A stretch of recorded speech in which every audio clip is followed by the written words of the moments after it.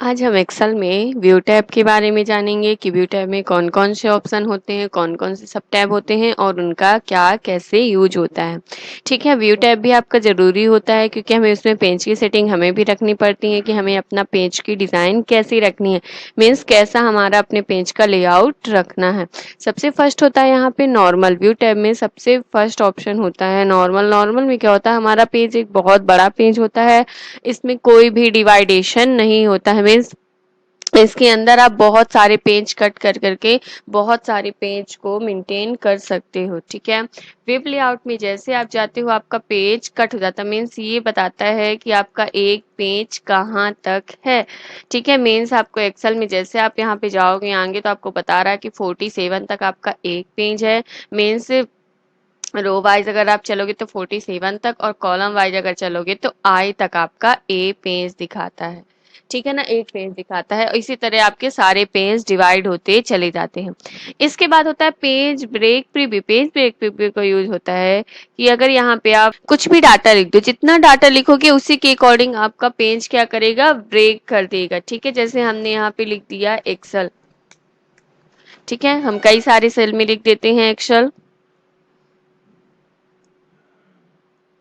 जितना आपका डाटा होगा उतने से ही आपके पेज को ब्रेक कर देगा। आपका कर्सर कहीं पे भी हो इससे फर्क नहीं पड़ता है। ये देखिए, इतना डाटा था तो इतने से ही आपके पेज को ब्रेक कर दिया।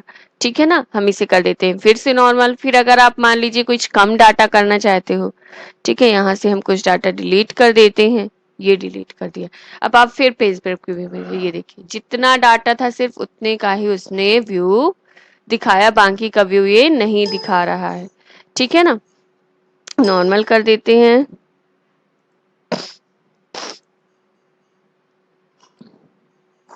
ये देखिए, अब हम इसे नॉर्मल कर देते हैं।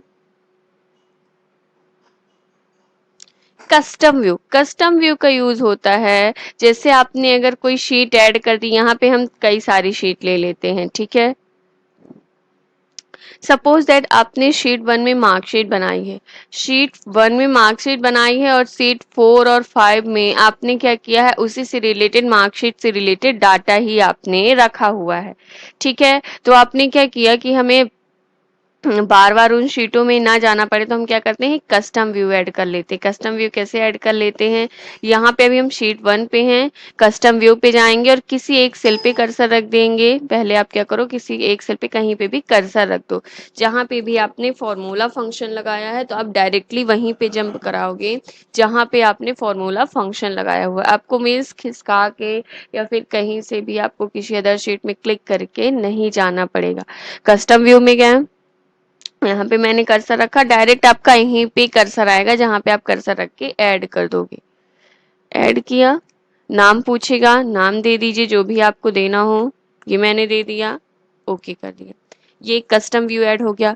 दूसरा कस्टम व्यू ऐड करना कहीं पे भी, जैसे आपने क्या किया कि काफी नीचे तक आपने सेल ले लिया है ना, काफी नीचे तक आपका डाटा है, आपको पता नहीं चलेगा स्टार्टिंग में आप सेल रखोगे, जैसे यहाँ पे रखा मैंने और इसको यहाँ पे कर दिया कस्टम व्यू ऐड, सॉरी यहाँ पे लिख देते हैं एक्सेल 2, कोई भी नाम दे दीजिए। ठीक है, हमने कर दिया इसे सेव। अब जैसे मान लीजिए आप कहीं पे भी रहो, कोई भी शीट में रहो, आपको डायरेक्टली वहां जंप कराना है। अब आपका देखिए खाली शीट था ना, आपको पता ही नहीं था, मेरे को भी भूल गया कि मैंने कहाँ पे कर्सर रख के शीट 4 या 5 में कहाँ पे कर्सर रख के मैंने कस्टम व्यू ऐड किया। तो आपको वहीं पे जंप कराना है, तो आप कस्टम व्यू में जाइए और एक्सेल में जाके कर दीजिए शो, तो वो शो होने लगेगा। देखिए हमने यहाँ पे पहले वाले कस्टम व्यू में क्लिक किया तो डायरेक्ट हम एक्सेल की उसी शीट पे जंप कराएं। जैसे हम फिर से कस्टम व्यू में जाएंगे, ये देखिए जैसे हम फिर से कस्टम व्यू में जाएंगे, हमें जाना है एक्सेल 2 में कि हमारा एक्सेल 2 कहाँ पे है, मतलब हमने कहाँ पे कर्सर रख के एक्सेल 2 को ऐड किया था। तो यहाँ पे जाइए और कर दीजिए शो। तो ये देखिए कर्सर आपका ऑटोमेटिक यहाँ कॉर्नर पे आ गया है। ये देखिए यहाँ पे कर्सर आ गया और कौन से शीट 5 में हमने इसे ऐड किया था। तो यही सारी चीज़ों के लिए कस्टम व्यू का यूज कर सकते हो। फुल स्क्रीन होता है कि आपका ये फुल स्क्रीन में आ जाता है, जैसे आप क्लिक करोगे ये देखिए एकदम फुल स्क्रीन में पेज को दे देता है। ठीक है, और आप फुल स्क्रीन में कुछ लिखना चाहो तो लिख सकते हो। और फिर आपको क्या करना है, यहीं पे जहाँ माइक्रोसॉफ्ट एक्सेल है यहीं पे डबल क्लिक कर दीजिए, तो आपका फुल स्क्रीन से आप बाहर आ जाओगे। ठीक है, इसके बाद होता है ग्रिड लाइन, जो जो ये आपको ग्रिड लाइन से शो होती हैं, तो इन्हें देखने के लिए आपने इसे अनसेलेक्ट कर दिया तो आपको ग्रिड लाइंस नहीं मिलेंगी, सेलेक्ट कर देंगे तो ग्रिड लाइंस शो होने लगेंगे। फॉर्मूला बार, यहाँ पे फॉर्मूला हम लिखते हैं, फॉर्मूला बार अगर आपको नहीं शो कराना तो आप इसे अनसेलेक्ट कर दीजिए, तो आपका फॉर्मूला बार शो नहीं होगा। सेलेक्ट कर देंगे तो शो होने लगेगा। अगर आपको एबीसीडी हेडिंग्स और यहाँ पे 1 2 3 4 ये हेडिंग्स नहीं चाहिए तो आप इन्हें भी अनसेलेक्ट कर सकते हो, तो हट जाएंगी। ठीक है, जूम आपको पेज को कितना जूम करना है, आप इसमें आप पेज को मैक्सिमम 400 जूम कर सकते हो। 400 से ज्यादा जूम नहीं कर सकते, यहाँ पे दिखा भी रहा है 400, इससे ज्यादा आप पेज को जूम नहीं कर सकते हो। और फिर मान लीजिए ऐसे खिसकाने में आपको प्रॉब्लम हो रही तो आप डायरेक्ट 100% कर दो तो आपका पेज जैसा था वैसे ही आ जाएगा। जूम टू सिलेक्शन का यूज होता है कि जितना आप सिलेक्शन दोगे उतना ही आपका पेज उसके अकॉर्डिंग जूम करेगा। ठीक है, जैसे मैंने सिलेक्शन दे दिया है यहाँ तक का, ये यहाँ तक का दे दिया और यहाँ पे गए हैं जूम टू सिलेक्शन। ये देखिए जितना सिलेक्शन हमने दिया था उसके अकॉर्डिंग पेज को जूम कर रहा है। अगर हम थोड़ा सा सिलेक्शन देंगे तो इसके अकॉर्डिंग, थोड़े से सिलेक्शन के अकॉर्डिंग हमारे पेज को जूम करेगा। ये देखिए इतना जितना सिलेक्शन है यहीं तक आ रहा है, ये देखिए इतने में ही जूम कर रहा है 100%।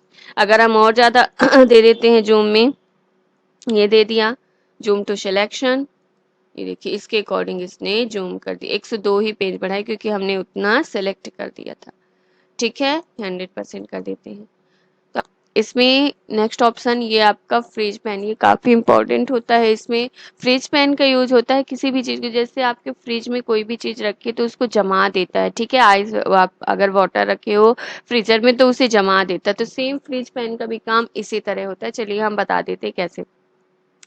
मान लीजिए यहाँ पे आपने कहीं पे भी आपने फर्स्ट रो में क्या रखा है, सीरियल नंबर, नेम और ये सारी चीजें आपने लिख के रखी हैं। आपके पास बहुत सारे स्टूडेंट का डाटा है, तो आप चाहते हो कि हर बार हमारी जो फर्स्ट रो हो, मतलब सीरियल नंबर, नेम, ये सारी चीजें हमेशा शो होती रहे और लिस्ट को हम ऊपर नीचे करते रहें। मतलब ये ना हो कि हमारे फर्स्ट नंबर में हमने क्या लिखा है, सेकंड नंबर में क्या लिखा है, थर्ड नंबर में कौन सा कॉलम है, फोर्थ में कैसा कौन सा कॉलम है। जैसे आपके पास 5 6 सब्जेक्ट के कॉलम आपने रखे हैं, तो आपको ये भूल जाएगा कि फर्स्ट में कौन से सब्जेक्ट का कॉलम रखा है और सेकंड में मतलब बीच में कौन कौन कौन से सब्जेक्ट का, आगे पीछे आप मिस्टेक कर सकते हो। तो उसके लिए आपका एक अच्छा ऑप्शन है कि आप फ्रीज पेन को, जैसे मैं यहीं पे एक एग्जाम्पल के रूप में ले लेती हूँ। यहाँ पे मैंने ले लिया serial number, name, math, Hindi, English, science, social science, है ना, और आपका हो जाएगा संस्कृत। ठीक है, संस्कृत ले लिए, ये 3 ले लिए। अब यहाँ पे जैसे मान लीजिए आपने इसे फ्रीज कर दिया, बहुत सारा डाटा, अभी हम इसे और थोड़ा सा बढ़ा देते हैं। देखिए जब आप इसे खिसकाओगे, देखिए खिसकाया तो आपका क्या हुआ, फर्स्ट वाली जो हेडिंग थी वो भी आपकी चली गई, नहीं शो हो रही है। ये देखिए फर्स्ट हेडिंग नहीं शो हो रही, हम चाहते जो हमारी फर्स्ट हेडिंग है सीरियल नंबर नेम वो शो होती रहे और हमारा डाटा बस आगे जाता रहे। तो हम फ्रीज पैन पे जाएंगे और कर देंगे फ्रीज टॉप रो। ये देखिए अब आप कितना भी डाटा खिसकाओगे आपकी टॉप की रोज को छोड़ के बाकी सारी चीजें मूव होंगी। ये देखिए आपकी first heading serial number name math Hindi English आपका शो हो रहा है सामने ही।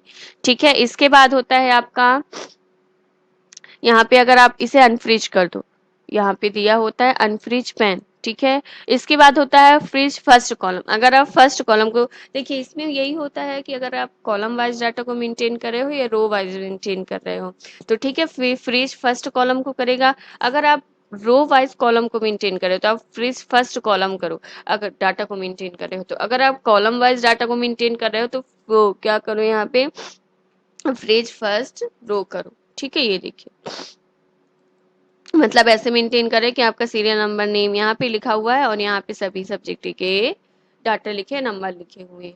ठीक है, स्प्लिट अगर आपको इसे अनफ्रीज कर दीजिए, यहाँ पे हम कर देते हैं अनफ्रीज। ये देखिए हमारा डाटा अनफ्रीज हो गया। इसके बाद होता है स्प्लिट। अगर आप किसी टेबल को कहीं से तोड़ना चाहते हैं तो यहाँ पे क्लिक करिए और जहां से, ये देखिए वहां जहां कर्सर था वहीं से इसने हमारे टेबल को तोड़ दिया, ये देखिए, है ना। तो आपको अगर अलग अलग रखनी है टेबल को तो आप तोड़ सकते हो। हाइड, अगर आपको कोई शीट या फिर कुछ हाइड करनी है, कुछ डाटा हाइड करना है, जैसे हमने यहाँ पे क्लिक कर दिया हाइड, हमारी शीट हाइड हो गई, मीन्स दिखी नहीं थी, यहाँ से कर देंगे अनहाइड तो हमारी शीट दिखने लगेगी। ठीक है। इसके बाद होता है मैक्रो। मैक्रो का यूज होता है कोई भी शॉर्टकट क्रिएट करने के लिए। कैसे, वो देख लेते हैं। मैक्रो में आपको जाना है, यहाँ पे हमने मान लीजिए मैक्रो में गए, रिकॉर्ड मैक्रो में गए। ठीक है, यहाँ पे आपका कंट्रोल दिया होता है, आपको शिफ्ट के साथ शॉर्टकट की बनाना है। कंट्रोल पहले से दिया होता है, शिफ्ट के साथ आपको शॉर्टकट की बनाना है। जैसे हमने कर दिया शिफ्ट के साथ ए, ठीक है ना, शिफ्ट के साथ ए दबाना है। लेकिन आपकी शॉर्टकट क्या बनेगी, control shift A, control plus shift plus A. ठीक है, हमने इसे कर दिया ओके। और जो भी फॉर्मेटिंग आपको देनी हो आप यहाँ पे दे सकते हैं। टाइम्स न्यू रोमन मैंने टेक्स्ट ले लिया, इसकी साइज मैंने 14 ले ली, बैकग्राउंड कलर ले लिया येलो, और इसका टेक्स्ट कलर हमने ले लिया ग्रीन। ठीक है, अब हम जितने भी ये लिया ना, अब हम यहाँ पे इसे करके मैक्रो को स्टॉप रिकॉर्डिंग को करके यहाँ पे रिकॉर्डिंग को स्टॉप कर दी। और ये जो फॉर्मेटिंग हमने बनाई है इन्हें हम क्लियर कर देते हैं पहले। ठीक है, क्लियर। और अब हमें मान लीजिए हम कोई टेक्स्ट लिख रहे हैं, जैसे हमने लिख दिया एक्सेल। अब हमें इसमें वही फॉर्मेटिंग चाहिए जो हमने ऐड करके सेट करके रखी है। तो आप इसमें दबाओ कंट्रोल शिफ्ट प्लस ए, ठीक है ना, कंट्रोल के साथ शिफ्ट और ए प्रेस करो, ये देखिए आपको वही फॉर्मेटिंग मिल जाएगी। ठीक है ना, कल मैंने एक्सेल लिखा और वहां पे कंट्रोल शिफ्ट प्लस ए दबाया तो वही फॉर्मेटिंग मिल गई। अब दोबारा देख लीजिए, यहाँ पे मैंने माइक्रोसॉफ्ट लिखा है और हम यहीं पे दबाएंगे कंट्रोल शिफ्ट ए तो आपकी वही फॉर्मेटिंग आ जाएगी। ये देखिए जो आपने ऐड किया था वही फॉर्मेटिंग आ गई। तो आज की वीडियो में सिर्फ इतना ही। अगर आपको मेरा ये वीडियो पसंद आया तो मेरे चैनल को लाइक कर दीजिए, मेरे वीडियो को लाइक कर दीजिए, चैनल को सब्सक्राइब कर दीजिए, बेल आइकॉन प्रेस कर दीजिए जिससे मेरे वीडियो से रिलेटेड सारी नोटिफिकेशन आपको मिल सके। Thank you for watching my videos.